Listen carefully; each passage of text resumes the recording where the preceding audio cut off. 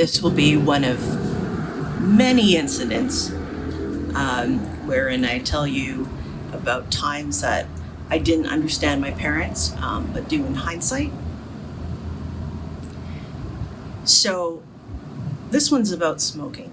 I had, despite having been to Rome and Mexico, I was still an avid non-smoker. And I remember telling my stepdad, grandpa, that gross, I would never smoke. And he was like, yeah, you will. And I totally did. This was in university in Montreal. And at first what it was because the cigarettes were so cheap. They were $3.25 for a pack of 25 Du Maurier light king size. And because I was such a bleeding heart and kept giving my change out to the homeless people who are much more aggressive in Montreal. Montreal's an entire other series of videos. I actually bought the cigarettes to hand them out because everybody smoked. And, you know, everybody would appreciate getting cigarettes because, you know, they didn't have the money to get them, and it's calming and something warm that goes in your lungs apart, you know, instead of the minus 50 chill air. So then I did the idiot thing. I think I had smoked up for the first time, and so my lungs were just burning anyway. I was like, what the fuck? I think Stacy and I went through like an entire pack, the end of which I pretty much was a smoker. And I remember kind of liking the badass feeling because I remember being in the pool hall. I was not the pretty one in the group, so I was more of the badass kind of boyish one. And so I remember being in the pool hall with a beer in one hand, pool cue in the other, cigarette dangling out of my mouth, acting like I didn't give a shit. Pretending, or actually lying to myself that I didn't give a shit. But anyway, so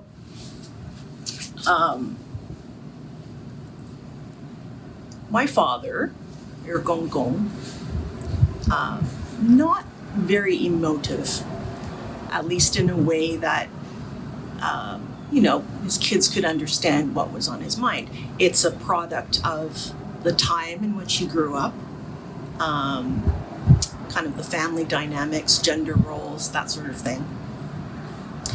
And now, of course, this was another law school story, I guess.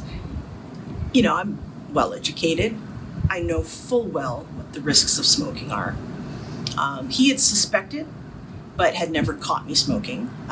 So I'd come back after McGill and I was living with him for a bit before I went to law school. And he never broached the topic of smoking with me until one day I get this call, and it wasn't, "Apo, I love you. So I want to make sure you don't die of lung cancer. And I know you smoke, and I know you hide from daddy, but please don't die of lung cancer, because so many other things can kill you."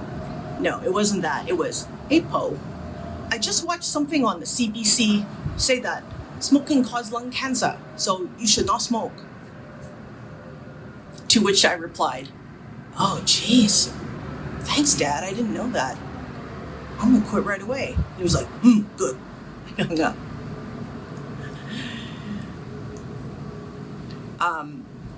Years later, I would get my karma because when you were 4, your father and I had quit smoking, but I was sneaking one on the balcony. Just, you know, little transgression. And you actually caught my ass smoking. And it was the worst feeling in the world for me. And I'm sure I've made you feel like this, but I want you to remember that you have also had the power to make me feel like shit. So you looked at me and your eyes were just like, betrayal. Mommy, you promised. And I wanted to just yeet myself off the balcony right there. And yeah, I was like, I was just a couple of puffs and stuff, but I will never forget the look on your face. So, yeah, use your powers wisely. Don't make me feel too guilty about the shit I do, okay?